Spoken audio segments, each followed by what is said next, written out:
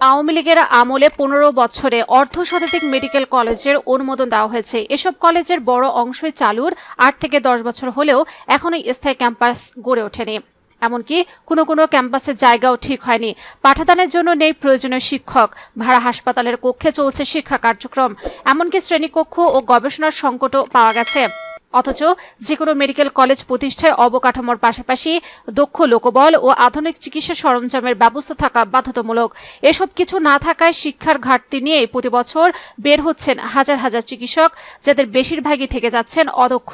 এটি ভবিষ্যতে স্বাস্থ্য খাতের জন্য চরম হুমকি হয়ে উঠতে পারে বলেও মন্তব্য করেছেন বিশেষজ্ঞরা।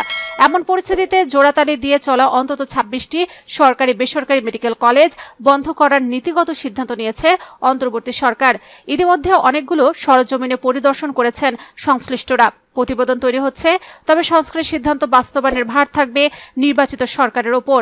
স্বাস্থ্য ও পরিবার কল্যাণ মন্ত্রণালয়ের একজন সচিব একটি গণমাধ্যমকে বলেন, গত 15 বছরে আওয়ামী লীগ সরকার তাদের রাজনৈতিক সংকটে মানুষের আস্থা অর্জনে কোনো ধরনের প্রতিশ্রুতি ও পরিকল্পনা ছাড়াই জেলায় জেলায় মেডিকেল কলেজ গড়ে তোলে।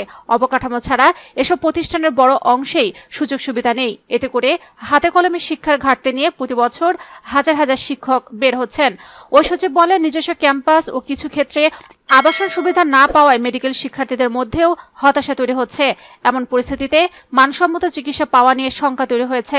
তাই মেডিকেল কলেজের আসন সংখ্যা কমিয়ে আনার পাশাপাশি মানহীন সরকারি বেসরকারি মেডিকেল কলেজগুলো বন্ধের নীতিগত সিদ্ধান্ত হয়েছে। এর মধ্যে সরকারি 6 থেকে 7টি, বাকিগুলো বেসরকারি। স্বাস্থ্য শিক্ষা অধিদপ্তরের সূত্রে জানা গেছে, 2009 সাল থেকে গত বছরের 5 আগস্ট পত্তনের আগ পর্যন্ত 15 বছরে 52টি মেডিকেল কলেজের অনুমোদন দিয়েছে স্বৈরাচার শেখ হাসিনা সরকার। এর মধ্যে 20টি সরকারি আর 32টি বেসরকারি। আবার এক বছরে অনুমোদন পেয়েছে 16টি কলেজ। বিশেষজ্ঞরা বলছেন, অনেক দেশে 50 বছরেও এত মেডিকেল অনুমোদন পায়নি।